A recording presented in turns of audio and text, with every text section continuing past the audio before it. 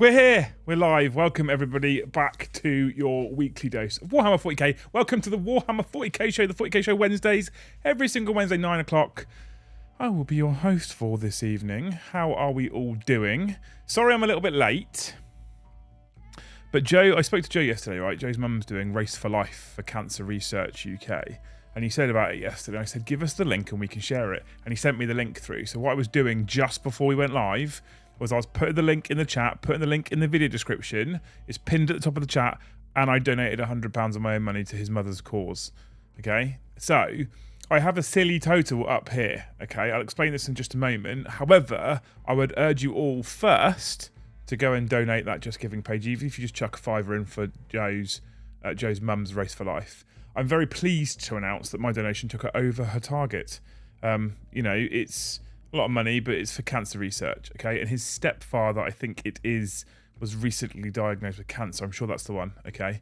So, yeah, if you guys have a few pounds to spare at the end of the month, of course you can super chat, of course you can become a member, of course you can gift memberships, but I'd urge you to hit that link, right? Honestly. Then we've got my silly target up in this corner, okay? This is, I have discovered a new hobby because 40k is my job now, a new thing that chills me out. That's Rivendell. And it's not finished. It's like 3 to 4 days of building and it's not finished. And I've become mildly obsessed with building Lego kits for adults. It's 18 plus that thing, believe it or not. Yeah, so then I was like, oh, there's a giant Millennium Falcon. Let's get that. And I saw the price and I was like, maybe not. Maybe not for Liam. Maybe not. Anyway, I'm glad you're all here. Thank you for joining us. Thank you so much for coming hang out with us and choosing to spend your Wednesday here. If you enjoy our content, please make sure you hit those magical YouTube buttons. Hit that like button if you haven't already. Smash that subscribe if you haven't subscribed yet. Over 30% of people still aren't subscribed who watch this on demand. And hit that bell notification icon if you want to be notified every single time we go live or drop a new video. Someone said, that's Liam's face when Joe walks in the room. Oh, yes, that's Liam's face when Joe... Yeah, it is, yeah. Someone said tardiness for charity is reasonable. I'm glad. Okay, I'm glad you guys are okay. Tardiness for a good cause is acceptable. There we go. Thank you, Ozzy. Tonight, we're going to talk about some new faction rules, okay? We're going to be talking about Orks, Custodes, and Chaos Knights because they have dropped today, yesterday, and Monday. We haven't done a stream covering rules yet because people said they really wanted a game. So we played a game yesterday, Brom and I, which is still up, obviously, on the channel if you want to, go and check out that game where we say goodbye to 9th Edition World Eaters and Ultramarines. And Thursday we're saying goodbye to 9th Edition Thousand Suns, and I think Joe's running Black Legion. I think next Tuesday we say goodbye to Aston Ratarum versus Tyranids. So lots of goodbye streams coming up. All right, we say goodbye to factions in 9th because 10th is around the corner. And so we're going to talk about some 10th Edition rules today. But how are we all doing? Welcome, thank you. Dave, cheers for the 2. I call you when I need you, my heart's on fire. I don't know if that's a lyric to a song or just you're opening up, right? Hey? Well, did you finish all your bounties? No, the Shame of Shelf just got changed for something cooler. No, I haven't seen his video, Elliot. Have you seen Varek's latest video? I haven't seen it. I know what it's about. And this is one of those occasions where I would strongly urge people to watch that video and completely support him with this one. This is something that, you know, he is entirely right about. Absolutely entirely right about. If you're unaware as to what his video covers, essentially there are now, you probably all have known this anyway, right? Forever there's been ways you can sign up to companies, if you call them organizations, who give you the lowdown for things that you can flip, right? And by flip I mean buy it cheap, sell it for higher. Okay, and currently they're now showcasing Games Workshop products, specifically Kill Team boxes, where they're showcasing to people that you can buy it for X and flip it for more than double on eBay. Okay, and there's a video about it. Joe sent it to me on Instagram not too long ago. I've instantly forwarded it onto Games Workshop, so they're aware of it. Yeah, it's a problem. Right now, there's people who don't even know 40k, who don't even care about Warhammer, who are buying these boxes just to flip them. That's it, right?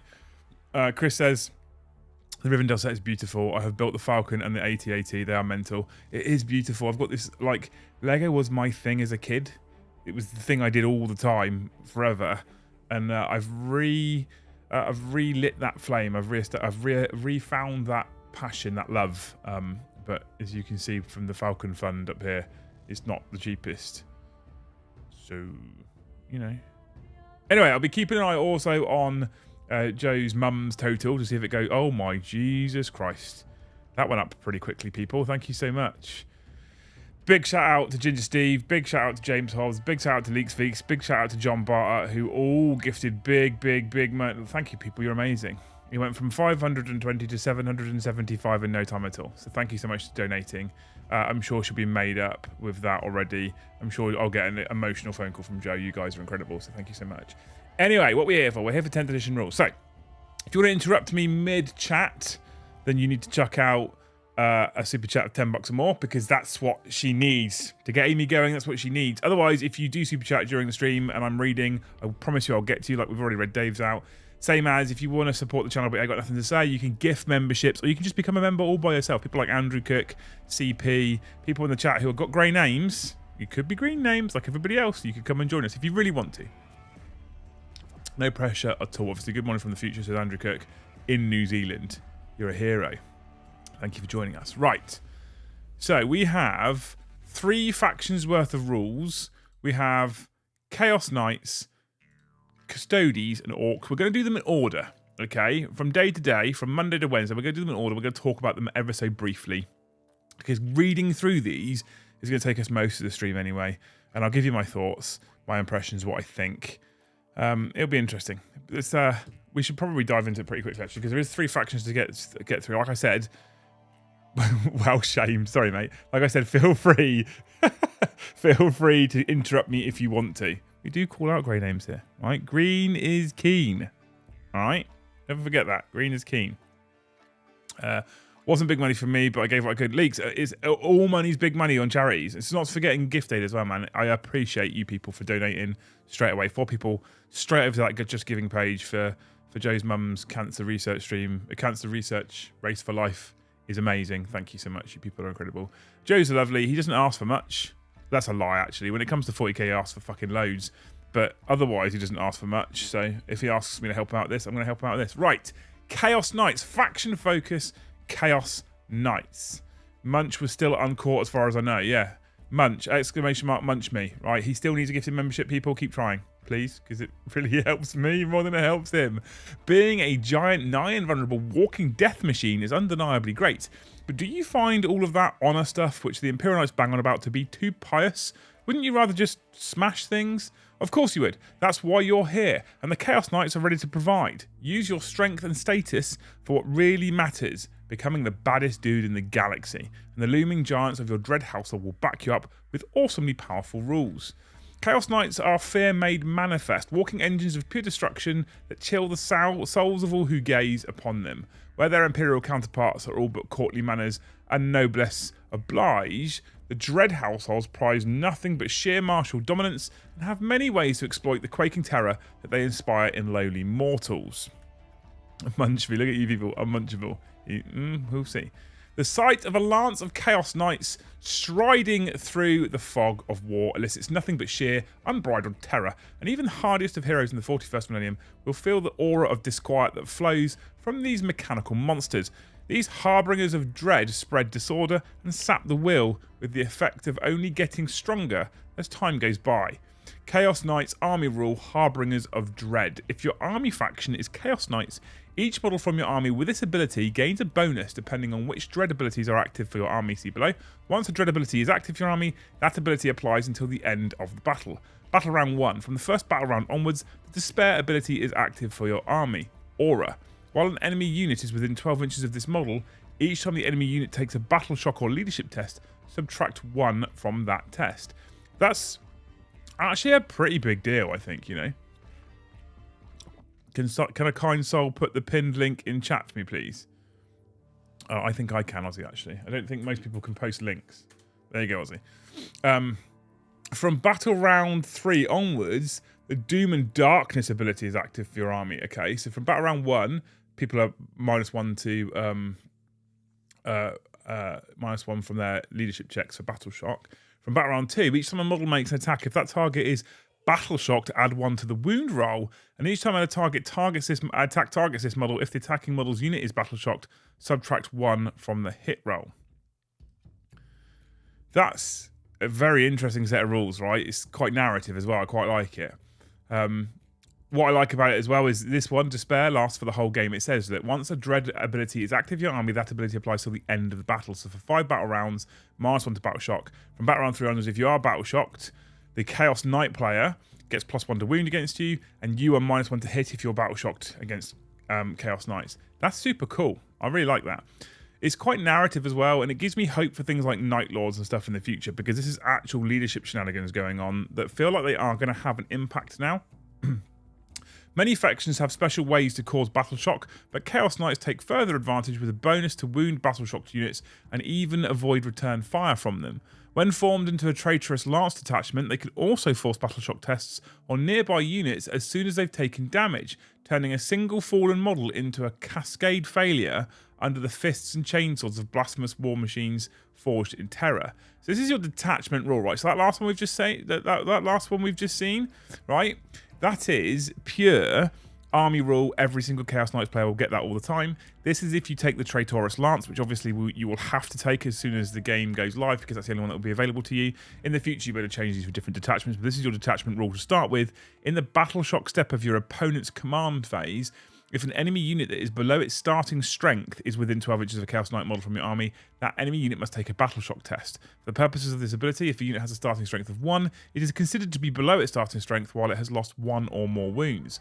So I love this. This is really cool. You can pick off a single model in a unit, and then they're taking battle shock at -1, and then if they fail that battle shock at -1, you're +1 a wound, and they are -1 a hit. It's really nice synergy here. Very narrative. Doesn't seem incredibly powerful, but seems strong. It seems fun. You've got to be within 12, so you've got to push these horrible, terrifying Chaos Knights forward to get benefit here. I actually quite like it. I like this quite a lot, right? Unit Spotlight. Chaos Knights have always taken a freewheeling approach to their equipment selection, with the Knight Spoiler throwing off the shackles of rigid Imperial designations to equip whatever allows them to slaughter more chattel. The same is true with the new edition, and its Seething Hatred rule allows a touch of reliability to all weapon types. So it can take fucking everything, right? There's no different there. However, we've got a Knight profile here. 10-inch move, toughness 12, save 3+, 22 wounds, down from 24, leadership 6+, objective control of 10. Okay, here's all of his weapons. So this is interesting, because I don't know if we got to see all these with the Imperial Knights, I can't remember. But there's all of his weapons. 8 damage on the Warp Stripe Claw, which is the big power fisty thing at strength 20. Hits 4 attacks on 3s, that's quite tasty. Okay, we've got the Hellstorm autocannons, we've got the, which is the anti-fly Dewberry Firkins that sit on the top right. We've got the thermal cannon, 2d3 shots now at strength 12 -4 d6 damage. Interestingly, it's melted 6, so within 12 inches you get just a flat 6 extra wounds. The Spoiler Battle Cannon, rapid fire d6 +3, so d6 +3. It's a rapid fire battle cannon again. That's cool stuff that we've pretty much seen. Just interesting here, I think, seeing some of these. You've got the Heavy Dark Flamer, which is just a heavy flamer ultimately, right? Deadly Demise d6 that blows up. Harbingers of Dread, super heavy walker. Okay, Dread Dominion Aura, because you know the auras are going down. When a friendly war dog is within 9 inches of this model, each time that war dog takes a battle shock test, add 1 to that test. So your war dogs are braver if the big knight's around. And Seething Hatred. Each time this model is selected to shoot or fight, you can reroll 1 hit roll and you can reroll 1 wound roll when resolving these attacks, because you know rerolls are also going down. They've told us that, right? They've told us that. Rerolls are going down and auras are going down. So this knight has an aura and some rerolls. He has a bracketed profile of between 1 and 7 wounds, and you subtract 5 from the objective control and 1 from the hit roll at that point, so his objective control goes under 5. I kind of like the fact that the big models with massive objective control numbers reduce if they are bracketed. His invulnerable save of an asterisk, basically it's a 5 against range attacks only. Okay, here's an interesting thing as well. I'm not sure if they've thought about this. It's got the character keyword. So I'm guessing if anything's got anti-character in the game, which I'm assuming will be a thing, it'll work against knights, which is crazy. The presence of an abhorrent class knight is enough to spur on the various war dogs that cluster around them.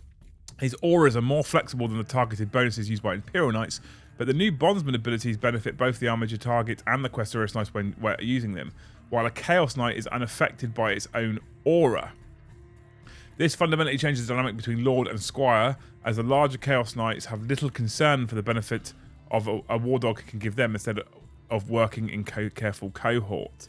Perhaps the most horrifying of all knight suits piloted by fallen Nobles is the Knight Abominant, a towering psychic monstrosity that projects a tempest of empiric terror.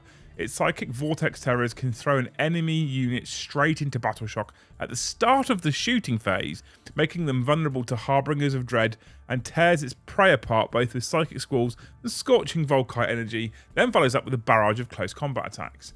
So, same profile up here, right, because he's a big knight.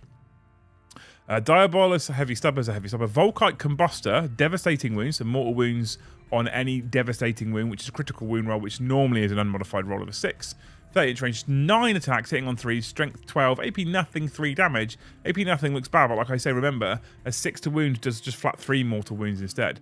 Bale Mace is its attacks, which gives it extra attacks. So it can use its Electric Scourge for 9 attacks with exploding 6s, hitting on 3s at strength 10, -2, 3 damage. Then it gets 3 extra attacks with the Bale Mace, hitting on 3s at strength 8, -1, 2 damage. So it gives a bucket load of attacks. 12 attacks base for this thing, right? Which is pretty cool. We like it. Okay. Vortex Terrors is one of its psychic abilities. At the start of your shooting phase, select one enemy within 12 inches of the model. That enemy must take a battle shock test. Start your shooting phase. Why that's really, really important is because the second that you fail that battle shock test, don't forget, if you have battle round 3 onwards, you're then +1 a wound, which is cool, right? Warp Storm Psychic. At the end of your movement phase, roll a d6 for each enemy within 9 inches of this model. On a 3+, it suffers d3 mortal wounds. That's quite cool.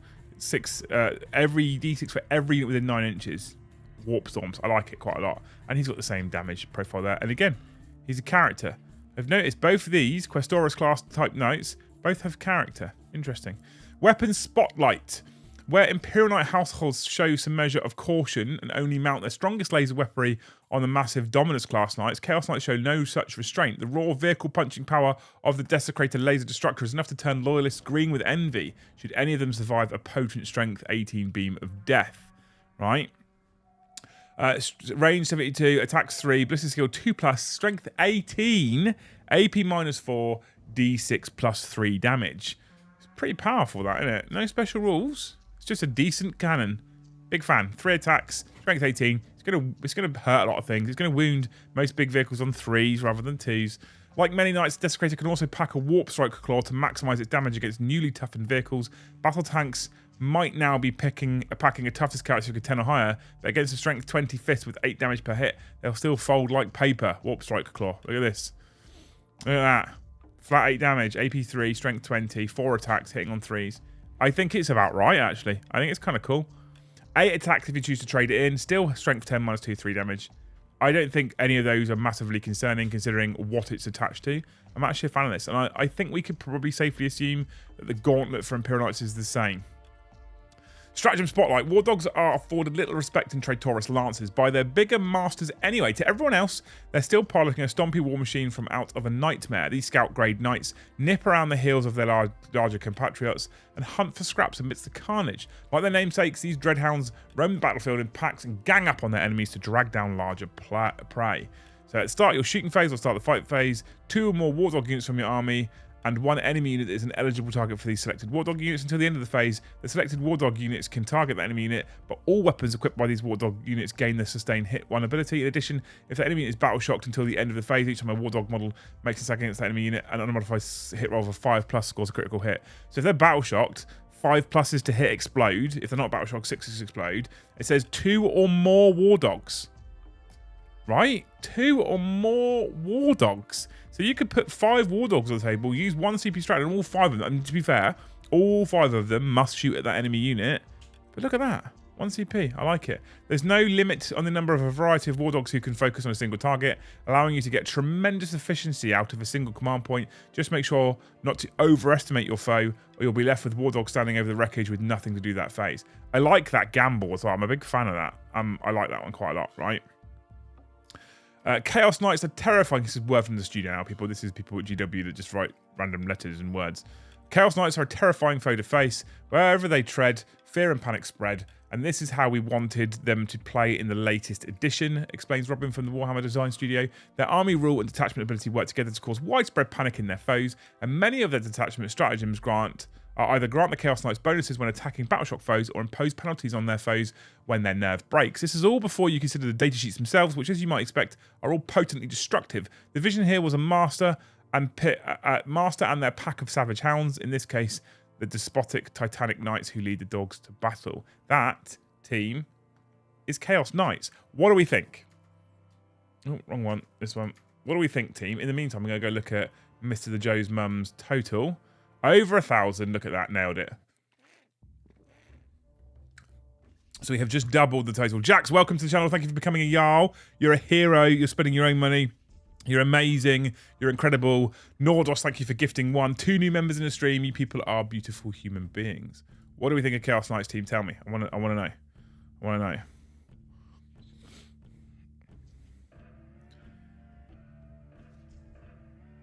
Come on, I'm waiting for you. So I'm just responding to Jay. Jax, thank you for gifting 5 as well. Look at that. Jax is here. He's got the memo at least, right? Thank you, man. You're a hero. I appreciate you. So I now need to add 6 to my total up here. Maths and stuff and things. Boop. Thank you so much, Jax, for gifting 5 of the finest memberships. You're amazing. You're a hero. You're a legend. I appreciate it. They seem quite fun and interesting. I agree. Like it, really narrative. I think they look like a blast to play. I think they actually look really cool. Interesting, not oppressive, and not super insanely killy. Yeah, I like it. This is one of the ones where I think they've really, really, really knocked it out of the park. Really knocked it out of the park. So I'm a big fan of this one, actually. I think this is a well done book. You know, I think this is it doesn't. There's nothing that jumps out at me as being a bit rubbish. Nothing that looks a bit boring. Nothing that looks like incredibly insanely overpowered. I think they've just done a good job here, right? Interestingly, with the characters, I assume that means you're gonna have to have a big knight because you have to take a character to be a warlord, I guess. I think that looks cool, right? Been scabbing gifted memberships for a few months, had to return the favour. Man, you're a hero. Thank you so much. Large knights still seem too easy to kill. We'll have to see how it goes with scenarios and terrain. Pip, that's going to be interesting, right? Because they've gone down in wounds as well. Like big knights for 24, they're now down to 22. That's going to be interesting, okay? Because they have said that vehicles in this edition are more survivable. And they've left knights with a 5-up invulnerable save against ranged, and they've left them with a 3-up armor save. What's their toughness? What was their toughness shown as? Let's have a quick gander at the toughness in total of these knights.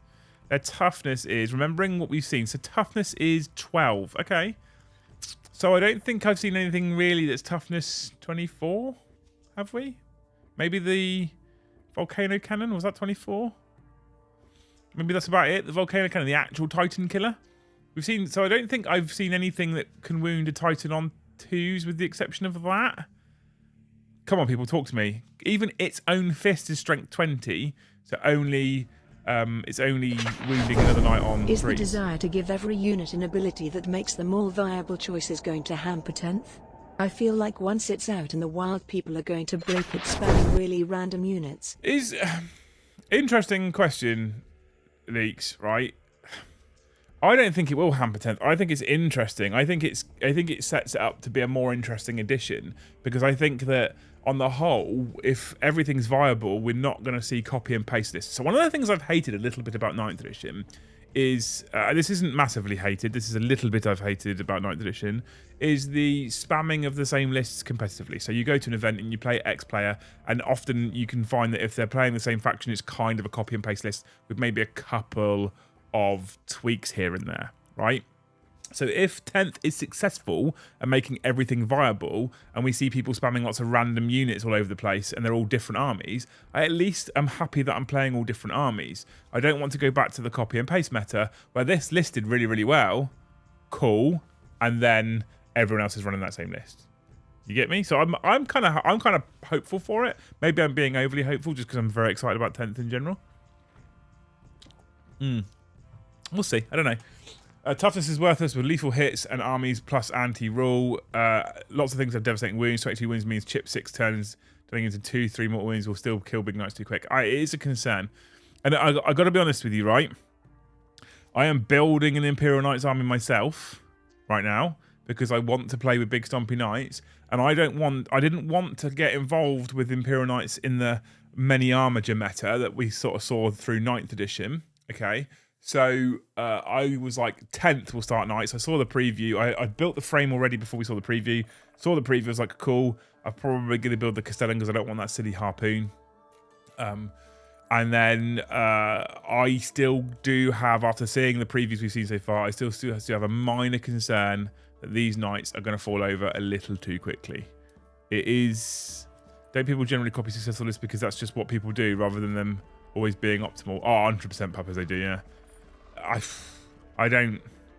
I think it's a natural thing people kind of do, right, as well, which is a shame, but...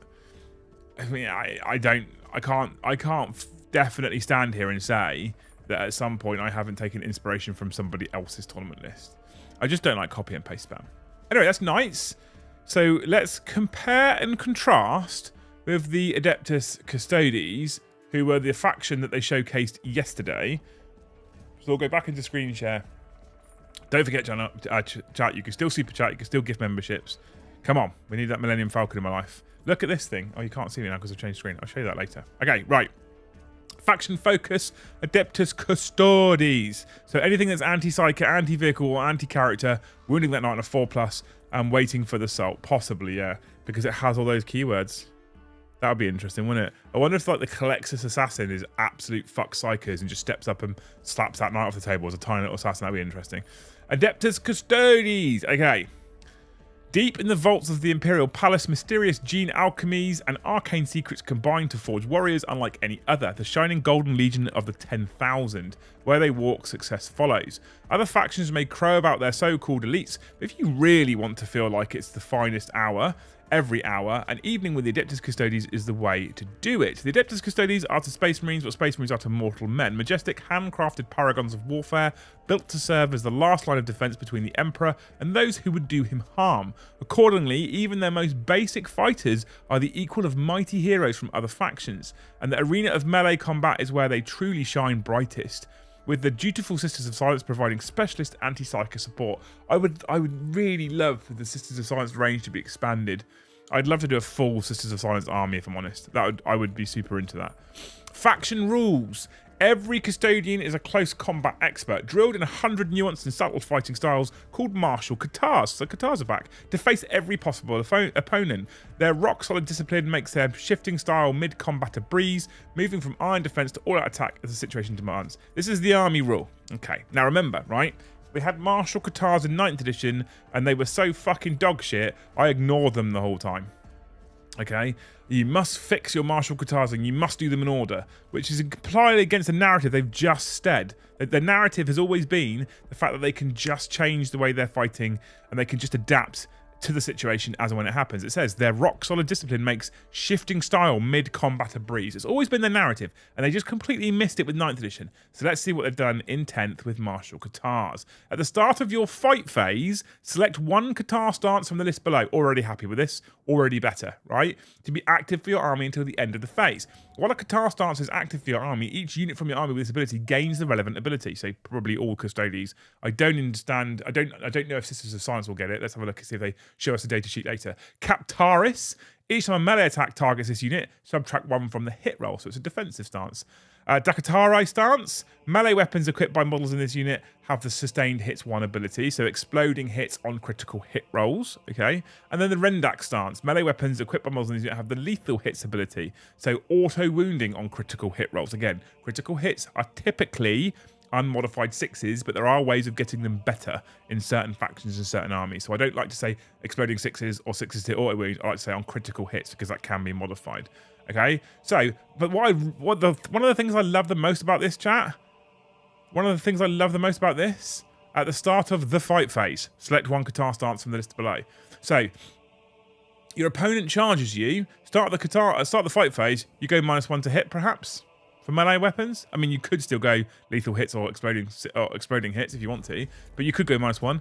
And then your turn, start the fight phase, you switch it up to lethal hits. And then it's their fight phase, maybe you swap back to -1 to hit. It's your fight phase, you go back in with exploding hits, perhaps. That's exactly how Custodes should fight. That's exactly how they should fight. That's exactly what martial katars should have been for the whole of 9th edition. So, they did it terribly in 9th. I think they kind of heard about it. I'll give them credit where credit's due. They've nailed it, in my opinion, for 10th. This is the right army rule for Custodes. I love it. Definitely Custodes, definitely narrative. I really like it, and quite strong as well, right? Lethal hits on all your melee weapons. I'm also not too I actually think that's okay because you have to get into combat with them and stay into combat with them. On the whole, this is sweet. I'm a fan of this. Okay, right. Buried under hordes of teeming alien chaff, the Ducatari stance will burn them up in moments. Charged by some optimistic but towering brutes, adopt the Captaris stance and parry their clumsy swings. Then enter Rendak stance in your turn to slice through their armoured hides. It really is easy to become an undisputed master of the fight phase. Custodians deployed as part of the shield host exemplify the best qualities of the 10,000. Shining with a silver of the Emperor's own light and blessed with a mote of his invulnerability, the Aegis of the Emperor protects them from all the most grievous injuries imaginable, for the galaxy is full of unspeakable horrors that threaten even the Adeptus Custodes. The detachment rule that you get, the one that you'll get on release until the Codex comes out, is Aegis of the Emperor. Custodes models from the army have the Feel No Pain 4+ ability against mortal wounds. Okay, arguably now are looking like they might be tougher than Death Guard. Cool. I mean, it's a strong ability. It's narrative-ish, but I mean, we already saw for Emperor's Chosen that was ridiculously good. Considering how many mortal wounds we're potentially going to see in the edition now, with devastating wounds all over the place, this is a solid detachment rule. Cup it with the martial Katars. They've just got great rules. They've just got good rules, okay? Custodians look like they've got good rules. When even the rank and file are nigh immortal legends of battle, those that lead the Adeptus Custodes must be exceptional indeed. And Trajan Valoris does not disappoint. His Watcher's Axe dices enemies big and small, and even packs a significant punch at range. Now, he was borderline an auto take in every single Custodes, right? Toughness 6. Was he toughness 6 before? I don't know if he was. 6-inch move, 2-up save, wound 7, leadership 5+, objective control 2. 5+ seems to be almost the lowest they're going with it. I think a couple at like 4s. Otherwise it's 5+. Okay, Watcher's Axe ranged, 24 inches, assault weapon so we can advance and shoot without penalty, 2 attacks, hitting on 2, strength 5 -2, flat 3 damage. That's good. The Watcher's Axe in melee is 6 attacks, hitting on 2s, strength 10 -2, and flat 3 damage. And he has martial Katars, so he can get lethal hits. He can also get sustained hits. He's got deep strike, feel no pain 5+, so he gets a 4+ against mortal wounds, but a 5+ feel no pain against everything else, whilst also being a leader who can join units. Jesus Christ. Captain General, while this model is leading the unit, you can ignore any or all modifiers for the characteristics of models in that unit, or to any roll or test made for models in that unit, excluding modifiers for saving throws. So anything that modifies ballistic skill, weapon skill, anything that modifies toughness, right? Modifies so not only is he tougher than Death Guard for Feel No Pain 5+, but he shuts off their aura as well. Death Guard will make you toughness 5, so you're nearly as tough as we are as Plague Marines, and he goes, nah, sorry, because you can ignore any or all modifiers to the characteristics of models in that unit. So the Death Guard aura doesn't work on Trajan, apparently. He's immune to Nurgle's rot. Nothing affects him. We've just seen the -1 to leadership for battle shock test from Chaos Knights. Not for this unit. Moment Shackle. Once per battle at the start of the fight phase, you can select one of the following to take effect until the end of the phase. This model's Watcher's Axe melee weapon has attack characteristics of 12. This is once per battle, mind. This isn't every single battle round. Once per battle, okay? This model has a 2+ invulnerable save. Models in this model's unit have the fight's first ability. Okay, and he's got a 4-up invulnerable save. He's an infantry character, epic hero, Imperium Trajan Valoris. Trajan, depending on points which we don't know, is an auto take in every Custodes army without a doubt. Absolute auto take, right? Even things like it says his moment shackle, you pick it at the start of the fight phase. He can give his whole unit fights first. So if you charge me and you fight first and I fight first, but it's your turn, I fight first. So he can just go, well, you've charged me, but I'm going to pick fight first right now, and then I'm going to swing before you get to swing. And here's my melee weapon, Watcher's Axe, and it is the start of the fight phase. So I'm going to pick critical hits, and now everyone's dead. Wow, Trajan is a powerhouse. By far his most powerful tool is the Moment Shackle, a relic of the dark age of technology that redirects the flow of time. I've just seen something that wasn't. Oh my god! To his advantage, though it can only be used once per battle, its effects are extremely powerful in both offense and defense, and can decisively swing a combat his way no matter how mighty his opponent. Custodians are superhumanly durable, even without a shirt on, and added suits of Valorous Terminator armor makes them truly immovable. Despite the immense weight of their armor, the From Golden Light ability gives them surprising mobility in the midst of battle and could hurl them across the field onto distant objectives at crucial moments. 5-inch move, so he moves less than Trajan. Toughness fucking 7? Who was smoking something when they made these? 2 up save, 4 wounds, leadership 6, objective control 2. We now got the standard profile for their weapons. So standard Custodian Axe hits on 3s, strength 9 -1, flat 3 damage. The Guardian Spear hits on 2, strength 7 -2, 2 damage. I mean, they're still good, right? Their weapons are still hitting on 4s, -1, 2 damage. Oh my god, Custodians are very good. Custodians are very good.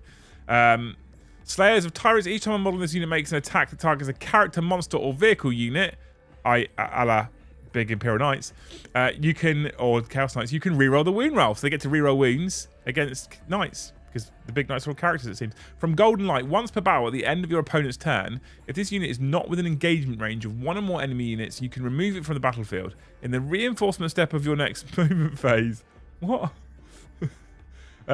You can set up anywhere in battlefield, so you just teleport somewhere for free.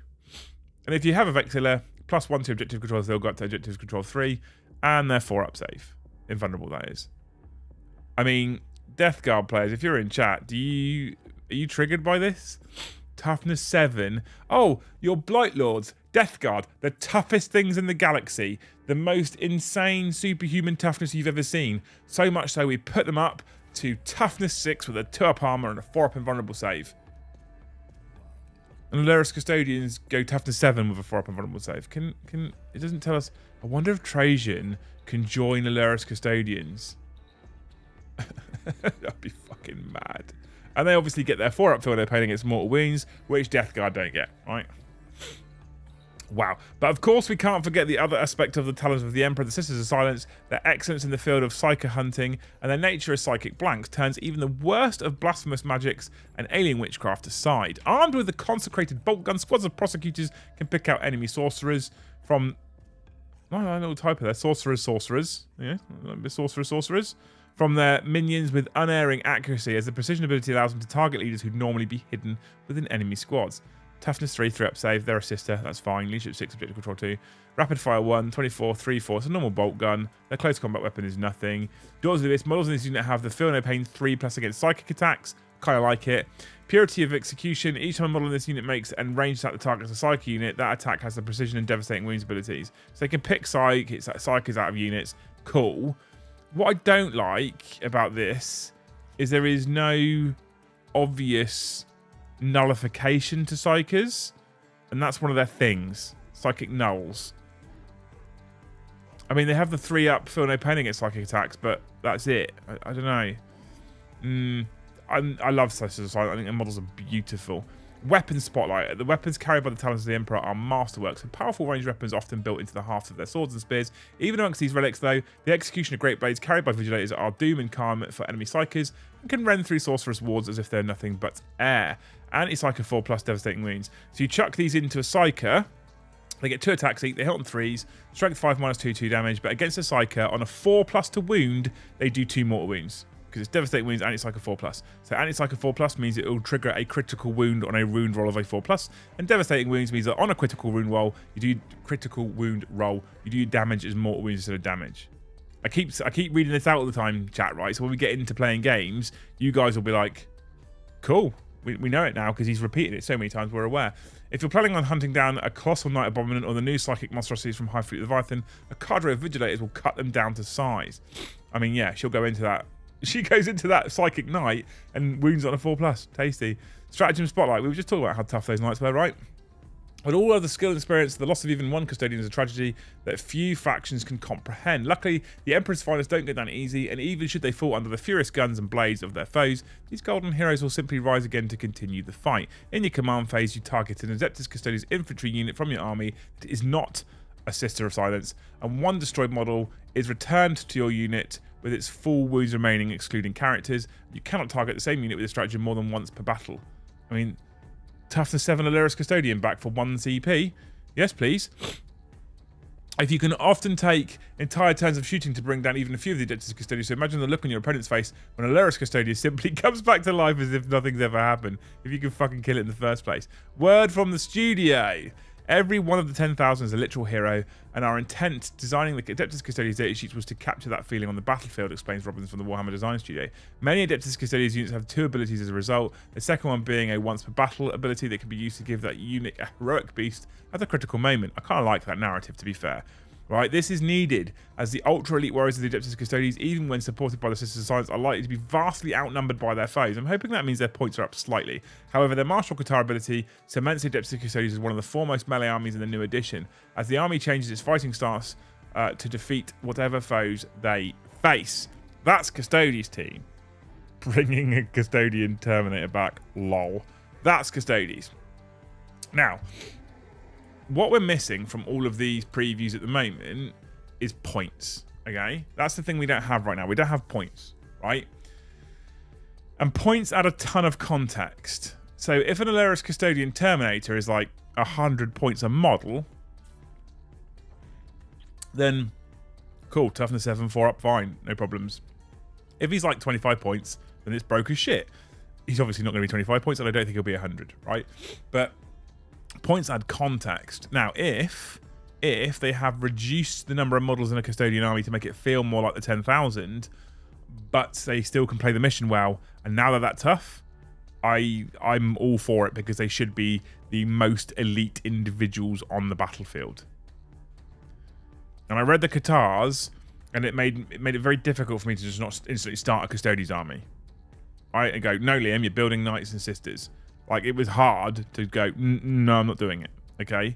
But those rules are cool for Custodes. But you tell me what you guys think, okay? In the meantime, Rick Jagger, thank you for the 5. Do we think that so many armies triggering battle shock outside of the command phase that most armies will be battle shocked all the time? Nah, I don't think so. I don't think it's going to be that much of a problem. Maybe I'm wrong. I was worried about battle shock being spammable early days. I'm not sure. I don't think it'll be that bad. Alyrus is currently 60 points a model. Yeah, I think they need to go up a little bit for that, right? But I'm not massively concerned, Rick, if I'm honest with you. Tyler, thank you for the gifted. Puts us on 8 new members. 8. Ugh. Hard crowd tonight, chat, aren't you? Hero of the Lion's Gate, thank you for the 5. For the Emperor, go Golden Boys. Thank you for your first ever super chat, man. You're a hero. What a legend. Tough crowd tonight. People are not in the mood. What's going on, chat? You're not interested? You don't love it? Well, let's go jump into chat. Have they said what precision is? Yes, you can target characters and units. So I think Legio said you can target models in the units you attack. Now you can target characters out of units, not models. You can't pick out a melter gun. You can pick out the character, which is cool. What I don't understand, Custodes are to Space Marines, but Space Marines are to mortal men. Basic fighters are the equal to mighty heroes, etc., etc. All OC shown is OC2. Guardsmen have OC2. Yeah, the OC is a bit weird there. Like, I feel like, was the Alyrus Custodian OC2 as well? Was he OC2? I feel like he should be like OC4 as a Alyrus Custodian. Yeah, showing as OC2. It's weird that. Trajan Valorous OC2. They're going to struggle to pull objectives off of other people unless they murder them all. Custodes look scarier than knights, they do. Love the new rules for Custodes except for the Custodian Axe. Very much a letdown. You reckon, Rambo? You're not happy with the axe? Where's the axe? The Custodian Axe. So 4 attacks, hitting on 3, strength 9, -1, 3 damage. I actually think that's probably what I expected. So they used to be -2, and the spears were -3, but basically everything in melee has gone down by a pip of AP pretty much. So I don't think I'm massively surprised by that, actually. I think that's probably where I thought it would be. I heard somewhere points going up by 20% everywhere, so Alyrus would be like 75, 80. Yeah, I think I'd be more okay with that, Ross. We spent all that money on Joe's mum for the race of life. I mean, that's fine. I guess. This means, you know, no Millennium Falcon for Liam. You guys are smashing that, though, by the way. Absolutely smashing that. Look at that. Look at all you people. Oh, my God. There's loads of you. Just so you know, by the way, team, Joe's mum started at £420 before we went live. I then donated to get the ball rolling. And we're now on £1,120. Axe used to do 2 damage. Yeah, now it does 3 damage. Right? It's just better. Also, no Misericordias. Spear have an extra attack to compensate. That's cool. The thing is with Misericordias, they'd have to have given them the extra attacks ability, because you have to pick a melee weapon, right? So if they'd given it extra attacks with 1 attack, it just get tedious like it is now. Why is it 1 less attack and it hits worse? Because they shouldn't be hitting on 3s. Because it's a fucking big heavy axe. It's like having a power fist on a Space Marine or a Thunder Hammer. It's your version of a Thunder Hammer. That's why. Don't they hit worse now anyway? Alurus War Gear, says Medic. What about it? There's no scenario where the spear is not better or equal to the axe. You reckon? +1 with Vexilla, but 3 Alurus will be OC6 base. Most things will out-control them unless shredded to pieces, yeah. With the rerolls against vehicles, the spear is probably better with the AP. It probably is, actually. The rerolls is what stacks the spear, right?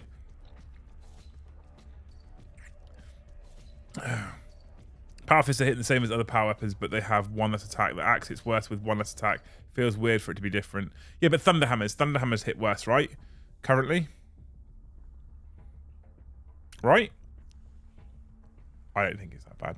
I think considering the rest of their rules, you know, they'll be alright. They'll be okay. Misericordias are now chaff clearers instead of an extra attack. Yeah, power fists are hitting... Oh, we've read that one already. You get 5 attacks with the knives instead. Also love how the range stuff as assault makes Custodians a lot faster getting to the fight. I missed that. Is that a thing? Are they assault now instead of rapid fire? Custodian Spear, 2 shots assault rather than 1... I mean, Custodes should be tougher than Death Guard. Have you read Master of Mankind? Ignore that naked world eater punching 1 to death nonsense. Sandy, thank you for the 10. No, I haven't read Master of Mankind, to be fair. I like the fact that the axe, you're witching about these weapons, right? They've gone from rapid fire 1 to just 2 shots assault. So Custodians can advance and charge. So can advance and shoot without penalty. They're just good. Stop fucking whinging. Custodians are great. The axe is great. Bloody hell, Rambo. Never happy. Never happy. Okay, that's Custodes. Come on, chat. More gifted memberships. Come on. Right. Let's go into Orks. Orks. An army that I've never loved.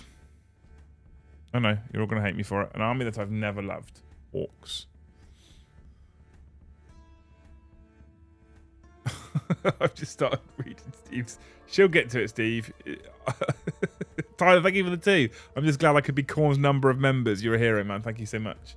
Thank you for gifting one. You're an absolute darling. 365 people in chat tonight. If everyone gifts 1 membership, just saying, I will love you all forever. I promise. Right. I'm going to switch, but I'm going to get interrupted any minute for Steve's super chat. I better do it as soon as I switch as well. As soon as I start reading. How do you feel about the overall balance between the current show data sheets? I don't think we can read into the data right now, Bonsai. I did donate to Joe's mum, I can't lie. Thing is, I've spent all my money on Eddie's mum. Expensive meal and a posh hotel room cost a lot. That's before you have to help pay for Eddie's private school. Boarding school to keep him out of the house, Steve, right? Stephen, thank you for the 5 gifted memberships. Steve, thanks for the 10, man. Thanks 10 for the 10. That's Andy. You're all amazing people doing the Emperor's work. I appreciate you all. Brilliant. Amazing.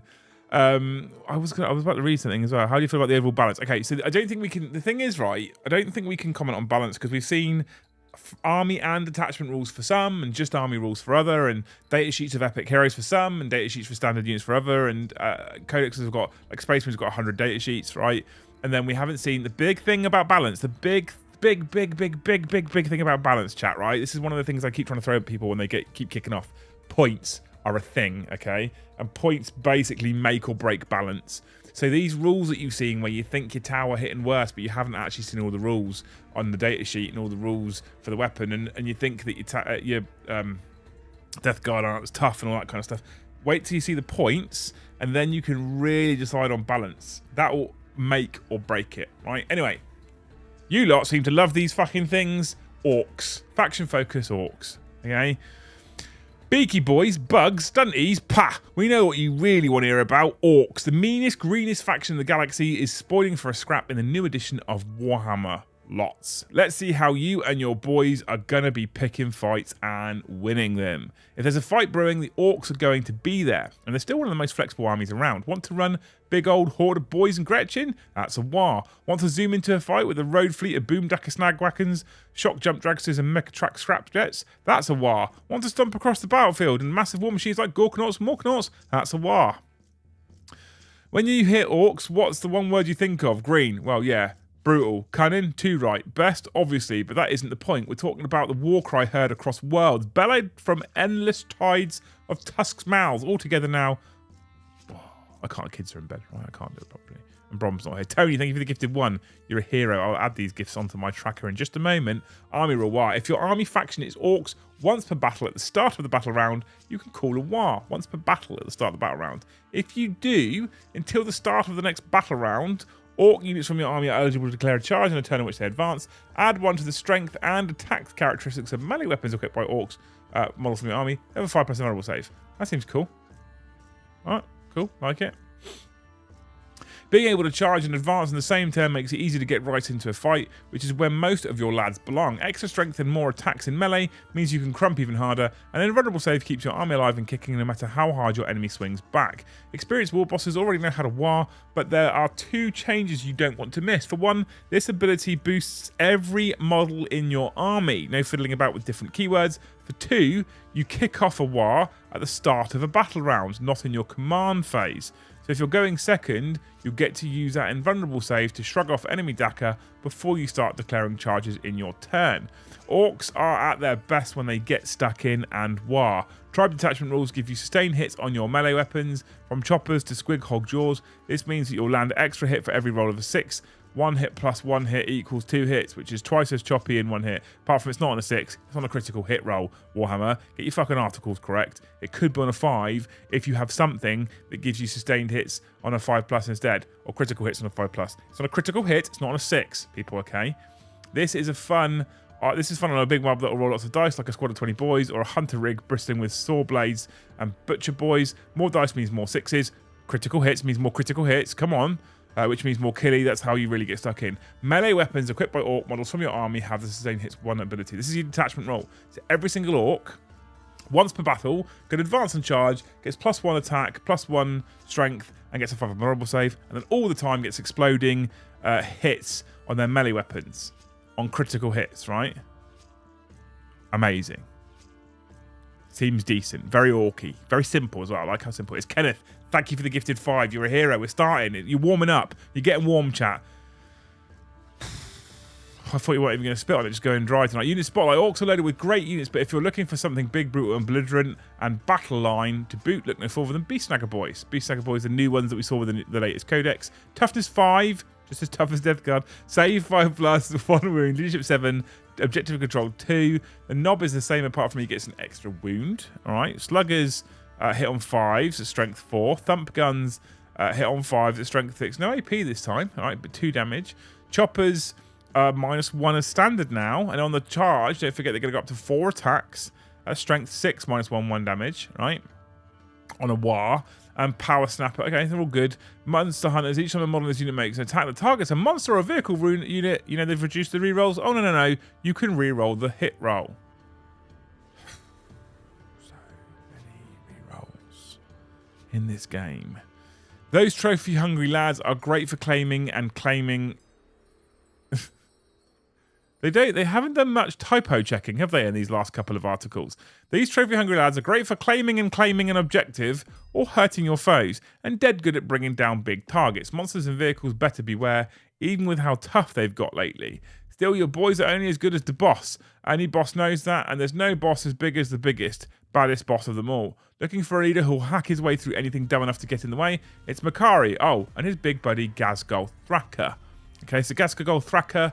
6 toughness 6, 2 up save, 10 wounds, leadership 6+, objective control 4. So he's a better objective controller than Trajan Valoris, right? Mork's Roar is his weapon of choice, rapid fire 4, 12 attacks with rapid fire 4, which means he gets 12 shots normally at strength 5, hit on 5, strength 5, AP nothing, 1 damage. But if you get within 18 inches, he goes up to 16 attacks because rapid fire 4. Madness. Gork's Claw, 6 attacks with Gork's Claw, hitting on 2s at strength 14, AP -3, flat 4 damage. And he's got a Makari with a single weapon, hitting on 4, strength 3, AP nothing, 1 damage. Interesting, Makari is on this profile, so they just operate as a unit, I assume now. So he's a leader, which means he can join units. Oh my god. Prophet of the Great War. While this unit's leading a unit, each member of that unit makes a melee attack. Add 1 to the hit roll and add 1 to the wound roll. That's very good. Gazgol's War Banner. While a friendly Orcs unit within 12 inches of Makari, if you have called a war this battle round, melee weapons equipped by models on that unit have the lethal hits ability as well as the sustained hits ability. So a 6 to hit will auto wound and generate another hit, right? He's got a 4-up invulnerable save. And Makari has a 2-up invulnerable save. You cannot reroll invulnerable saves made for this one. But he's basically got a shadow field, right? So if people are shooting at Gaz, you just take it on Makari first with a 2-up invulnerable save. So Gaz is basically rocking around with a 2-up invulnerable save.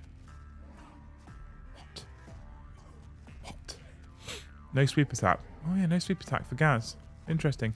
Big new Tyrannid Beastie, Brutalis Dreadnought, something even bigger. Gazgagol will tear them all to shreds with Gork's Claw. As the Prophet of the Great War, his bodyguard of Mega Knobs gets even choppier, Chloria. So he can join Mega Knobs, I assume, as well. So more 2-up armor. Oh my god, it's going to be disgusting. Orcs have plenty of technical exportees. I assume that's probably supposed to be exporkies. Which means it's even easy to export a bullet into someone's noggin. The mechs cook up loads of different weapons, from shooters and sluggers to scorchers to snaz guns. The high point of Orc engineering has got to be the Stomper. I thought I was safe doing Eddie's mum. Those Harry Potter films led me to think if you left someone short with glasses that looks 12 locked under the stairs, they go to boarding school for free. Lies. Steve, that's shocking. From Shuggers to Scorchers to Snazguns, the high point of Orc engineering has got to be the Stomper, a walking effigy of the great green gods with enough guns to wipe out entire squads like the hefty Death Cannon. 32 inches, 3d6 shots. Business skill 5, strength 14, minus 3d6. It's 3d6 shots plus 1 for every 5 it targets because it's got the blast keyword. Looks okay. Still an Orc, still hitting on 5s, right? Like all Orcs, a Giant Walker is even better at killing stuff up close and personal. With its advanced Mega Chopper technology, those Imperial Knights will soon be nothing but chivalrous scrap. So tell us how tough they are, and then tell us that they're not that tough after all. Mega Chopper, 6 attacks on a strike, damage 10, AP -5, hitting on 3s, strength 24, there it is. Something that can wound an Imperial Knight on 2s. I spoke too soon. You've also got a sweep attack at 18 attacks, also hitting on 3s at strength 10, -2, flat 3 damage. Jesus Christ, I think they may have not sold enough Stompers in previous editions. If you're looking for something a little more low-tech, how about tossing a fungal ball of teeth and attitude at the enemy? The Squig launchers on the Rocket Truck Squig Buggy don't have an explosive payload, but Squigs are much worse. Blast ignores cover indirect. You will suffer the -1 for firing indirect. It's 36-inch range, D6 plus 6 attacks, but blast, so +1 for every 5 you're targeting. Mystical 5 plus strength 5, -1, 2 damage. That's actually a pretty good gun. The indirect fire ability means even more flexibility to shoot at stuff as you skid around the battlefield. Your enemies won't know where those squigs are raining down from, and nor will the squigs, which is important in case they ever come back for revenge. Stratagem Spotlight. Some say Orcs don't know much about tactics, but they're not heard of Mork, or the Orc god who's cunning as he is brutal, or even the mighty, or that might be Gork words. Anyway, there are a bunch of stratagems to reflect how Orcs fight. We all know that Orcs is never beaten. Even if they lose, they can always come back and have another go. Fight phase, just after enemy unit selects its targets, one Orc unit from your army that selects as a target of one or more of the model's attacks. Until the end of the phase, each model unit is destroyed. If the model has not fought this phase, do not remove from play. Destroy model can fight after attacking models' units. So you fight on death, basically. Okay, this is a great trick for valuable fighters like Killer Cans. Orcs unit, by the way, not core, not infantry, Orcs units, right? When they get jumped, now they can pinch back before going boom. If you want to make sure you're the one getting the jump, here we go, makes your infantry even faster. Start your movement phase, pick an Orcs infantry unit from your army until the end of the turn, add 2 to the advance and charge rolls made for that unit, stacking that with the War, so you can advance and charge, +2 to advance, +2 to your charge. That's terrifying. It's even better than painting your armor red. It will help slower units like Gazgol get stuck in sooner. You could put that on his unit of Mega Knobs while improving the threat range of your speediest infantry like Storm Boys. Use it after you call a war, so you can add a bonus to your advance and charge rolls in one turn. That's 2 + 2, which is lots. See? That's like I just said. Word from the studio. Orcs are often viewed as a crude, blunt instrument of destruction, and although this remains true, they are still a faction requiring a cunning mind to bring about that infamous brutality, says Scott from the studio. This is well represented in their army rule, which offers Orc players a chance to get stuck in all proper-like, while also being a considerable defensive tool that players can use to keep their forces alive long enough to wreak havoc. Backed up by their detachment rule, an army-wide sustained hit 1 in melee, you'll rapidly find your Orc boys who have -1 AP on their choppers will really bring the pain. Characters, some of which might not have been given a look in the past, such as the reinvigorated Pain Boy, have really given Orc players plenty to think about when assembling their Green Tide. Interesting. As for the Great Green Prophet himself, Makari remains a lucky runt with his retinue guard Gazgagol, keeping him safe with an attack profile that's sure to make Orc players wild with joy, especially when being backed up by a block of Mega Knobs. That's Orcs. Nothing jumps out at me as exciting there, typically. Their rules seem okay, but nothing really excites me there. What do you think of that one? What do you think of that one, chat? Fraser, thank you so much for the gifted 1. Maxwell, thank you for the gifted 1. You're heroes. You're amazing. Tony, I think I got yours. Kenneth, thank you for the gifted 5. Ross, Wild Eaters versus Custodes. Love to see that. That'd be great fun, actually. Thank you, everybody, for the Super Chats and gifted memberships. You're amazing, you people. Amazing, amazing, amazing. 1, 2, 5 is 7. Another 1 is 8. Another 5 is 13. Another 1 is 14. Another 1 is 15. There we go. Maths. I can do maths and shit. That's right. 38, 43. 44. Boom. There you go, people. How do you feel about that? Hello, Elijah. How are you? How are you doing? Sorry, just got home. What have I missed? Loads. Loads, Will. I think it's a solid spotlight. Good evening, fellow nerds and geeks. Here, but late. Stupid. Everyone's late tonight. What's going on? Where have you all been? You know what you need to do? You need to turn up. This. I don't know if it's even going to work. Is it going to work? Yeah, it worked. Look at that. Pulled me straight out of the other screen. How you all doing, people? Have to see the rules for other stuff. Normal boys and vehicles like fun stuff, which it should be. Is it fun? I don't know if it is. It fun? Okay, it seems kind of meh. So do Orcs just worship 9th edition corn now? All these big gun previews are making me sadder looking at my heavy Magna Rail cannon. Gaz is nice and squishy after his Makari's arse shield fails 1 save. Orcs don't seem that great. What's the armor save? Like 6+ or something, isn't it? It's nothing. Gaz is no longer monster, instead infantry. Ooh. Ooh. I've never understood people like Gulliman and Gaz being monsters.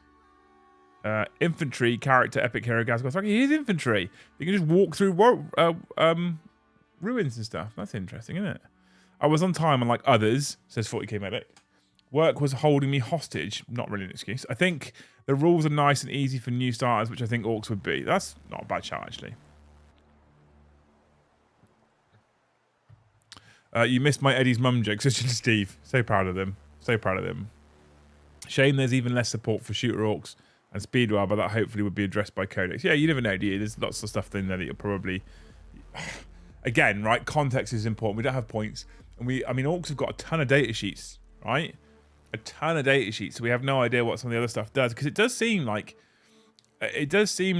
a lot of them are... A lot of the data sheets are just getting their own... There's things that to me feel very Age of Sigmar, right? So it seems to me like every unit is getting its own ability on the data sheet, which is very Age of Sigmar. So in terms of the rules that are available to you in your codex before you get going, you've not got pages and pages and pages and pages of faction rules and stuff like that, which is good. To be clear, that's good. But... you are getting them on your data sheets. So it does mean that you can scale how much complexity you want by how many data sheets you bring. Because you bring 14 different data sheets, you're probably going to have to remember 14 different rules.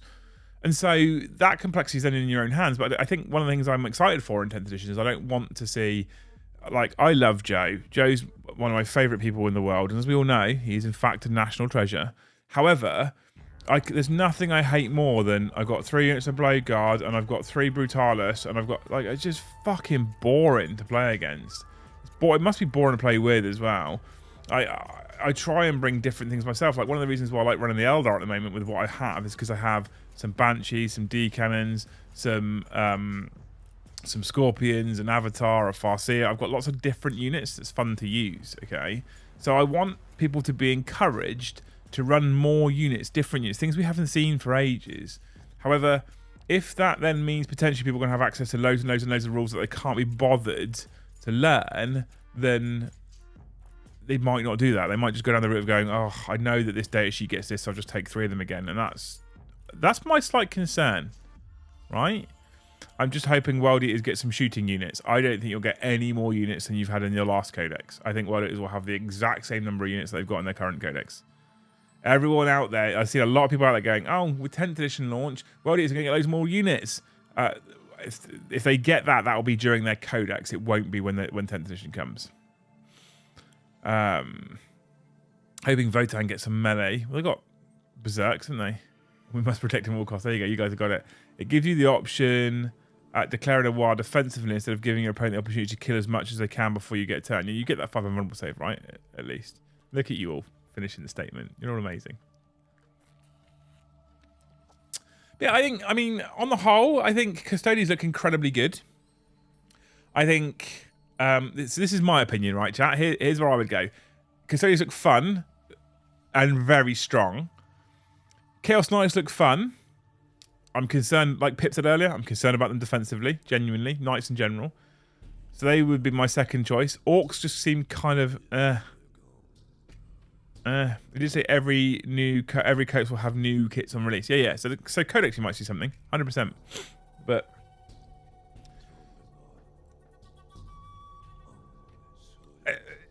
like a new kit also doesn't necessarily mean a new unit either. That's the thing, right? That's something you need to take into consideration, chat. Now, I don't know if there is a unit that's available in World Eaters that's an old unit currently. Everything's pretty much new. But you might just get like a Emperor. You might just get a World Eaters Master of Executions as a specific model. You might get actual Red Butchers Terminators, and they'll just be the same as they are now.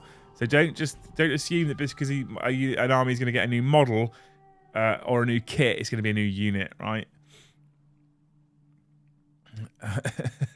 Not even Berserks. The Hearthguard are pretty fighting melee. The Hearthguard are pretty good. Just as being Battle Line is up to 6 units of it. Is that right? Yeah. So Battle Line is up to 6.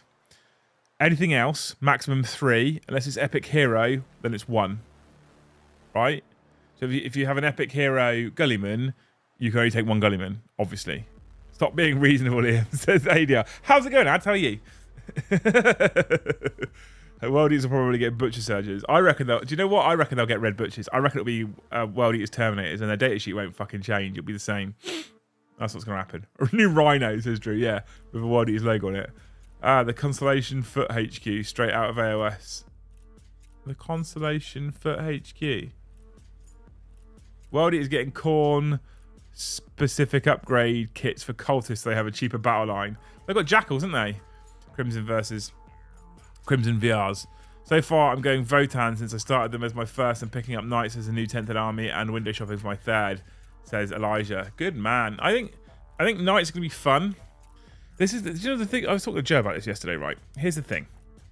Here's my honest feelings about 10th at the moment. I think we don't typically do GTs, and we don't. I mean, I go, but I don't. I'm not like I want to go up the IT scene. I don't do any of that nonsense, right? We play 40k because we have fun and we enjoy it, typically, right? We think with this new edition, we're going to be able to have more fun on the tabletop from what we've seen so far. And so that's an absolute positive. I think we're going to have more fun. And I would argue that my gut is currently showing me that there's going to be slightly less balance, which I'm also all for. I don't want it to be less balanced in the way that one army's always winning, but slightly less balance. I'm kind of all for it because it's more crazy and more madness, right? They still have Red Butchers. It will never happen. Well, here's the thing. Okay, let's get your postcard in, chat. Someone said about new kits. Let's get your postcarding. On a postcard, what your favourite army is and what new unit you would like to see in 10th edition. So they've said they're going to have a new kit for every single faction. What is it you want? Is it classic striking Scorpions? Is it another Space Marine Lieutenant? Is it Orks, Grots getting upgraded? You tell me. On postcards. Big colourful postcards. Okay? Let's get Amy to read them out to me. I need this Millennium Falcon, chat. FFS, you get a flying avocado. What more do you want? Custodes for the win so far. Who says he keeps flying 10th? Kai, you're making an assumption there. We don't know, do we? We don't know. And I would assume avocado is going to be... So what I want to see with the World Eaters, it's not going to happen. It's not going to happen in the index release. What I want to see with the World Eaters is I want to see like berserkers riding juggernauts. Because at the moment, I feel like a Lord on Juggernaut or Avocado are going to be leaders, and they're going to have to join units of... I mean, what can keep up with them? 8-bound? If we look at their current movement, they move like 12 and 8-bound move 9, so they're still going to be hamstrung by things like 8-bound, right? Although, again, I'm making assumptions, so we have no idea. Votan, giant flying head. Oh, no, I'm not reading these out. I said postcards, all right? Well, I should include an army-wide auto-pass battle shock, as currently Orcs going second makes WoW really bad. Yeah, 100%. Auto-pass battle shock, 100% should have been part of the WoW. Absolutely. Did we already pick the Orcs? We did, Zilifel, I'm afraid. If you guys are all green names, if you guys were all members, and you were in Discord, it notifies you as soon as I go live, and then you wouldn't have missed it. DG and I can't think of duck. All I need new. Guys, you just have to make up a unit. I would like, for Death Guard, I would like remastered Poxwalkers and more poses for Poxwalkers. I'd like to lean a little bit more into the zombie vibe, if I'm honest with you, for Death Guard. I don't think they need any more units, but I'd like to lean more into the zombie vibe. I think that'd be cool. All Master World, thank you for the 2. Red Corsairs and a new Huron Blackheart. It's not much. That'd be cool. I'd be up for that. I think that would be an amazing new model. JCMS Meta Monday. Custodes Heavy Weapons Team. Really? Do they use them narratively? I mean, I'm into it. I like it. Kachara Don's Astra. I would like a new Tiberos the Red Wake. That'd be super cool as well in plastic, Stephen. 100%. Custodes. I'd like to see the Sagittars. Is that the wing guys, the bolters? There you go, JCMS Meta Monday. That's what I would want to see. The Sagittar in plastic. Raven Guard Jump Pack Troops, World Eaters Mounted Unit. Yeah, both of those, 100%. Like, absolutely 100%. Raven Guard with Jump Pack Troops that are Primaris, I think, is possibly the, I guess, is the quantifying factor there, Tyler, right? Thank you so much for the 10 as well. And Stephen, thank you for the 10. You're both heroes. World Eaters Mounted Unit. It just feels kind of off right now that World Eaters don't have a mounted unit. Like, I know we talked about this a lot when the Codex came out. Losing Havocs didn't make sense narratively because, you know, ADB's books, etc.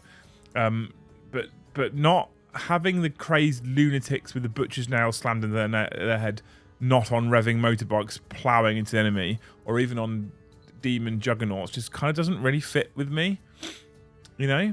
And if you think about it, 8-bound was the fastest thing we got outside of Angron, really, with a 9-inch move. Now, don't get me wrong, right? Death Guard, they got bloat drones, which are okay for speed, and they got, and Thousand Sons got Zangor, I guess, are okay for speed. So I'm not saying that they just did better out of it than us. But World Eaters is just the first release. I do think there will be a second wave in the future, because we have seen that with Death Guard, we have seen that with Thousand Sons, but I just don't think we're going to get it as soon as people think we're going to get it, which is the problem. 083, thank you for the 2. I would like Warp Spiders and Shadow Spectres. Oh my god, all Aspect Warriors, man. All Aspect Warriors. I really want plastic Striking Scorpions. I've considered buying Striking Scorpions just for the heads, and then buying all Storm Guardians and just making them with chainsaws and pistols and sticking the heads on, because I just can't stand the current fucking Finecast range of Aspect Warriors. Sweeping Hawks, Warp Spiders, Striking Scorpions. There's another one, isn't there, as well? Fire Dragons. Come on, GW. Come on. Ads, thank you for the 5. Primaris Astrath and Corbulo for BA. Remaining aspects in plastic, and also Wraith Guard aspects as well.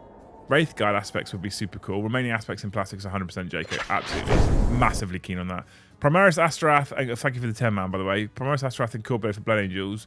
I think at this point, they just need to do all of the Space Marine characters that aren't going anywhere. Because if you think about it, there's a lot, right?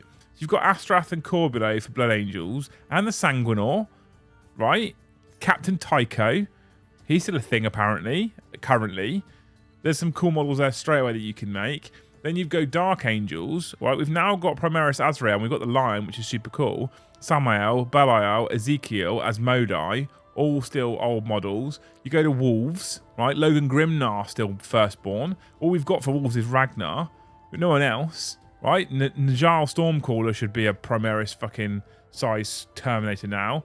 And I feel like with the new Terminator sculpts they've done, this is the time to go in with Logan Grimnar and Najal Stormcaller. Herald Deathwolf is still a shitty Finecast model with bent claws everywhere, right? Come on. There's so many cool Space Marine characters out there. They're all fucking firstborn or Finecast. Keeman Ran, thank you for the 5. Necron named character with relevant rules. A Necron named character with relevant rules. Who would you have? I like Trazyn is who I want, just because of the Infinite and the Divine. I'd like plastic Trazyn and a plastic Orokin, and I want their rules to be fucking cool. That's what I'd like.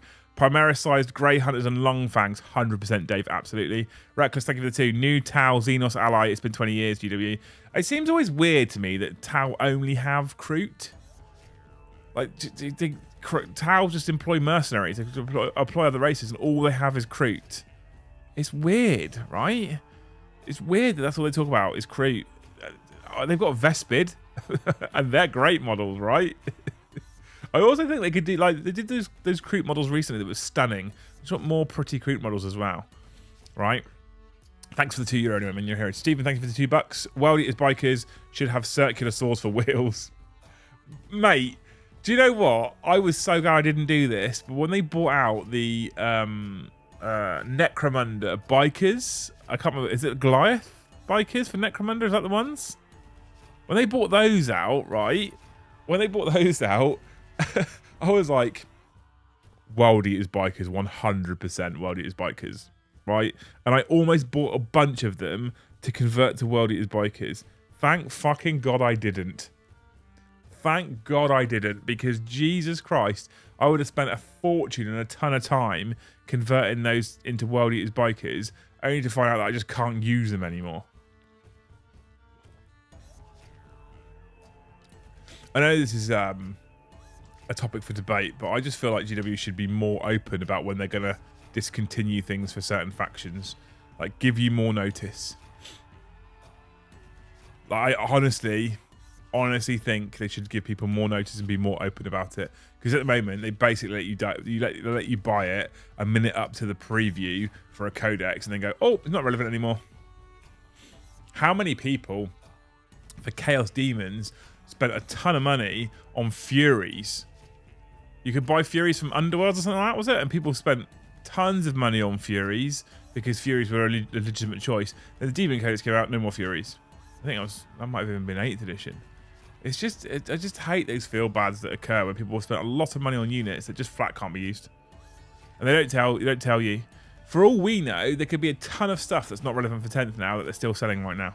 It'd be frightening, wouldn't it? They did that. Yeah, Goliath Bikers. I thought it was Goliath Bikers. We need a new Space Marine Lieutenant, says Stephen. 100% you do. Durgrim Bloodbit, thank you for the 5 gifted. Yes! Come on, man. Come on. We might actually hit the target tonight after all. FYI, whoever hits the target, of which we're 20 away from, gets to pick the next target. Them's the rules. Okay? Them's the rules. It'd be awful nice of them. It would be, wouldn't it? Absolutely. I don't like Primaris. Now I can't pick up any Dreadnoughts before they go. So annoying. Tyler Summers, welcome to the channel. Thank you for joining us as Jarl. If you are Jarls, or if you've been gifted a membership at Skull tier, you can then upgrade to Jarl. If you go in Discord, in the council area, there is a giveaway that's for Jarls and above. Make sure you've connected your YouTube to your Discord account, right? And then you'll have access to that. You click on the link, it enters you into the giveaway. We do one of these every single month. And every single month, now out of my own pocket, because the Element have stopped supporting it, I send you a combat patrol box of your choice. So we give away channels make big deals about giveaways. We give away a combat patrol box every single month to our Jarls and above. So if you're a Skull tier, or you've been gifted a Skull tier, just spend £4, upgrade to Jarl, you get yourself straight in, right? Is Lehman Russ too much to ask for? Oh no. Lol. Like, Lehman Russ is definitely something to ask for. But I would, like, this is the same with Dark Angels though, right? With the Lion, I would like to see the Lion have come out and then also upgraded all of the characters, not just Azrael, right? A girl can dream big, right? 100% you can. Peter Blake, thank you for the gifted. You're a hero. What a legend. So I've got to add another 1 to that one. 51. Maths is a thing I can do right now. 51. Yeah. Can Nightbot say Joe's a national treasure? Yeah, I can set that up for you, Dave. Not now. I can set that up. Corn Demon player, I just wanted new rules for Araka the Warfiend and Angrath the Unbound, which I guess we are getting, but then they immediately go to Legends. So they go to Legends, they are going to give them rules. I don't know if I was actually sad or not about those big demons going to Legends, because I basically never really saw them. Stroking Goaty Game, Intent is getting less and less narrative in my opinion. Really? How so? How so? A bit like how they cancelled Warhammer for Age of Sigmar. I mean, that's the biggest troll there yesterday ever, right? Remember when Death Guard had bikers? I remember.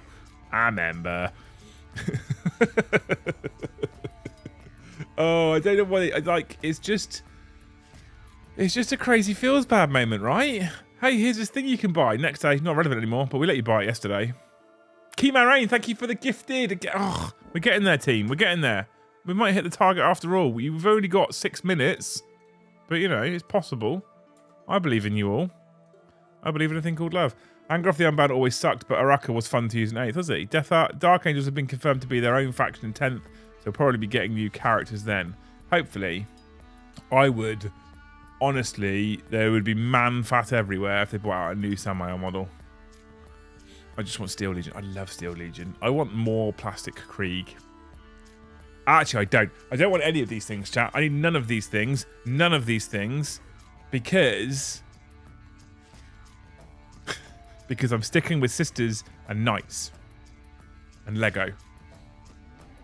Sisters and Knights, and that's it. Okay? That's it. We are, team, 17 away from the May target that was set last week of 1569. Okay? 17 away. With 345 people watching. Only 191 likes. Come on. He's loose his bike like the White Scar character. No, John, don't do that to me. Don't do that to me. Don't forget you can still buy a 9th edition codex till 10 drops. Yeah, but people will argue it's because when 10 drops, if you want to, you can still play 9th. It's still a legitimate edition that you can play. And I guess that at least codexes have got decent narrative in them at least. Bought 20 of the old Chaos Metal Raptors because I think they're cool for my World Eaters army. Thanks, GW. Adam, I'm sorry, man. Sheep with a 10. Thank you, man. You're a hero. Puts us on 1562. Oh, my God. And then John turns up. John, we need a new target, John. Thank you so much, man. You're a hero. Again, as always. What a legend. Big Daddy McCardle turns up. 60 in total. 1, 6, 1, 2. That's right, innit, I think. That's maths, innit? Hang on, did we get Munch? Is Munch in here? Sam Nash, Mark, Adam Walsh. What was moving too quickly? Iron Tiger, Mark, Professor Potato, Lavarius, Paul Davis, Demonic Dave, Mikey Brook, Peter Taylor, Rudy, Ian, Tom Hill, Mr. Vespid. I'm looking, team. Chris Paints Minis, Tyler Troutman, Daddy John Legend here. Thanks, man. He's a fucking legend. Matthew Robinson, Sean, James, Enoma, Electro Butter, Connor, Joshua. Matt was gifted. Kingfisher. Was there no Munch? Still not got much, says Leaving Ross. He checked for me. I just go there. Fucking hell. You say feels bad about stopping rules and models. They still sell the Mars pattern tank, but not the rules. It's mad, isn't it? It has to end in 69. What we're doing, Joe? John, I'm sorry. I know you've just got here, but you gifted them out, so I now need to know what the new total is for target for May. Considering May finishes soon. May finishes on this time next week. So what's the new target, John? Munch has that new lone wolf keyword. Yeah, one man wolf pack. I don't know why they didn't call it one man wolf pack. Stroke and Goaty Gamey, Sisters of Silence affected by psychics. Yeah, that sucks a little bit. Like I'm actually really sad not to see on their data sheet a thing that just nullifies psychic powers of some sort. Like, it makes me genuinely sad. Great names of the Munch Bunch. I love that. Munch is not a real person, just ChatGPT evolved to troll chat. Maybe. Yeah, I say in that case, Stroke and Gate, I kind of agree with you there, right? I don't like that. Like, I feel like Sisters aren't particularly tough, right? The toughness 3, they do have threat armor, but the toughness 3, 1 wound. In a Custodians army, they're going to be picked out really, really quickly. But I just think they shouldn't be affected by psychic powers at all. They're nulls. They're psychic nulls. They shouldn't have a psychic 3 plus feel no pain. They should just flat not be impacted by them at all. They should be immune. Or at least they should do something to psychers nearby. I don't know what or how, but they should do something to them. I do feel like Sisters of Silence are my favourite part of the Custodes kind of book. And I do feel like they kind of missed the mark with them massively there. The Custodes look incredible. Custodes look great. Custodes are lots of fun. If, like Brom said yesterday, I don't know if he'd read the rules at that point on stream last night, that the army that his new army for 10th edition will be Custodes. Looking at their rules, he's going to have a lot of fun. Because they're really good. Right? They're really, really good. But Sisters was just kind of a swing and a miss, I think. Do we think we'll get female space marines? No, absolutely not. Finally settled on my 10th edition project, a Neandan Wraith Force. Good man, that sounds cool.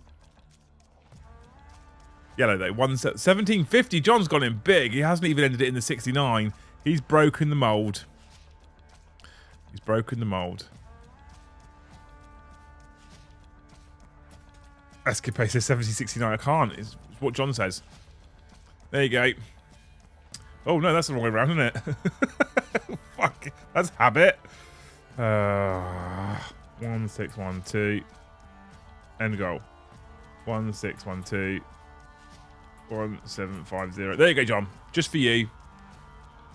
We have a new target for... What's the record for gifted in 1 month? I don't know, actually. We must be close to it now.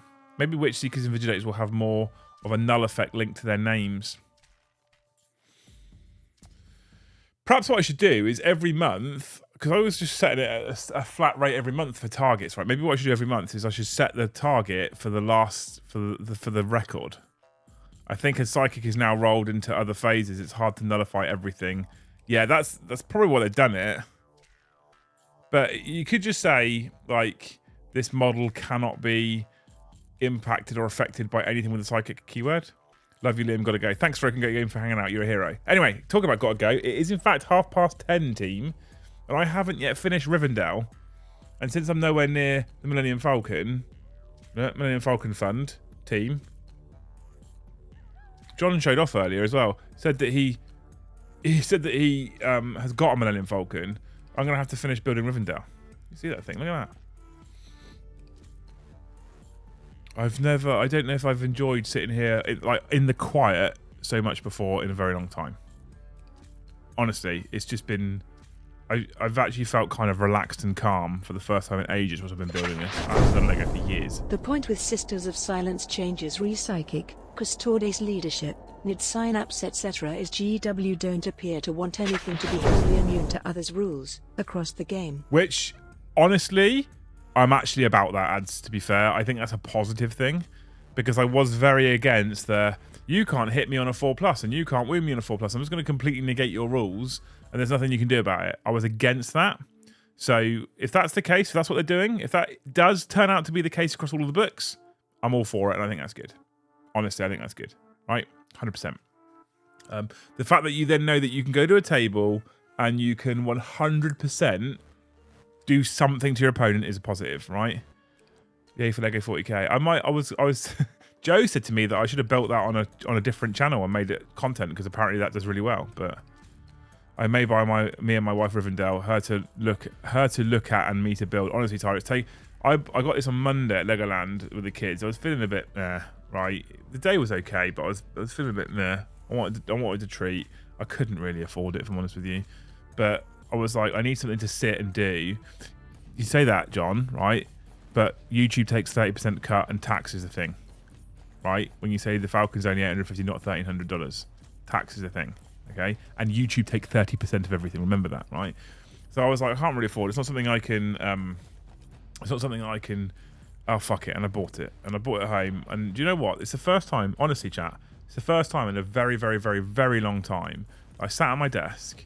I had no screens on. I had nothing. And I think I just sat here quiet for 90 minutes once I started that fucking thing. And it was only when I looked up at the time I was like, oh my god, I've actually just lost 90 minutes. It was just peaceful. It was just tranquil. I wasn't worrying about. I was just focusing on following the instructions and building it. And considering how chaos life is for me at the moment, with what's been going on over the last few months, with the channel, with with 10th edition coming, etc., with all those things, right? To have that kind of tranquility, to sit here just silent. I've said it to Lou so many times. I've enjoyed it so much. It's unbelievable. It's unbelievable. I just sat here, and I think what I'm going to do is all my 40k products is going to go into something more practical rather than just showing boxes. And this bookshelf that I have behind me is probably going to end up just being me with Lego sets. And that's going to be my little thing that I do to try and unwind and relax. So I joke about this. That is a bit of a joke, to be fair. That won't be there. That was only here for a stream as a bit of a wind-up, right? That's going to go away. I joke about it. But I think this is going to be my new thing that I do to just relax and chill out, etc. Like, that's where I'm going to be. So, and I looked at that Millennium Falcon, and I was like, I need to have it. That is not a kit I can afford, but definitely a kit that I could spend days upon days upon days. Because all I do, right, genuinely, all I do is I grab a random bag and I pour it out and I build that bag, and then I carry on working. And I work for 3-4 hours, and then I might grab another bag, pour it out, build that bag, carry on working. And the fact that I can have a project on the go for a couple of weeks almost, I mean, that one I've raced through because I've just enjoyed it so much. So much I've enjoyed that thing, right? And I want all the Star Wars ones. The AT-AT looks incredible. I'm like, there's a Batman one that opens up. Oh my god, but they're fucking expensive. They've definitely gone to the Games Workshop school of pricing, right? They've definitely gone there. Anyway, we've overrun by 5 minutes. You people are amazing. I'm waiting for Jacob's super chat to come through because she'll read that one out, and then we'll say goodnight to you beautiful people. Yesterday was my day off. Spent it doing errands and housework. Best part of the day was in the evening building my Lego lighthouse set. This seems like there's lots of Lego fans out there. Maybe we start a Lego channel. Maybe I'll turn that into work. No, I need to not turn that into work. Anyway, you guys have been incredible. Thank you for hanging out. If you haven't already, make sure you smash all those magical YouTube buttons. Hit that like if you haven't yet. Subscribe if you're watching. You haven't hit that magical button, and hit that bell notification as well, so you get notified when we go live again tomorrow at 13:30 for the Liam and Joe show. Did they showcase? They probably did. Which faction it is tomorrow? So tomorrow at 13:30 for the Liam and Joe show, where we will be talking about what we've seen so far, and they will be previewing, whilst we're live, Thousand Suns, which will be interesting. So we can talk about that because we have the studio Thousand Suns. That'll be exciting. Tomorrow night, 7:30, Paddy returns to the channel. Paddy takes on Joe. It'll be lots of fun. Come and join us there as well. You people are beautiful humans. Thank you so much. And if you haven't already and you do think about doing it, that link that's pinned to chat, that link that's in the video description, which is for Joe's mum, who's doing a race for life, which is for Cancer Research UK, because Joe's stepfather recently contracted, I say recently contracted, I don't know how long he's had it for, but was diagnosed as having cancer, okay? You people have been amazing. Like I said, we started the night on £420 for Joe's mum, Suzanne's Race for Life, and now, as I refresh it, we're on £1,140. So thank you so much, you people who have donated. It's amazing. Her target was 500 quid, and I said to Joe cheekily, I didn't tell you guys this before the stream, but I said to Joe cheekily, I want to try and get her £1,500. Triple her target would be amazing. Thank you so much to everybody who donated. You're all incredible people. I love you so much. So yes, it's Thousand Suns tomorrow. And tomorrow night, we have Paddy on the channel with Thousand Suns, right? So we're going to hear his thoughts. Lego Dempsey channel. Yeah, we could do it, couldn't we? We could. Anyway, thank you so much for hanging out with us. You're all beautiful people. We'll catch you all in the next one.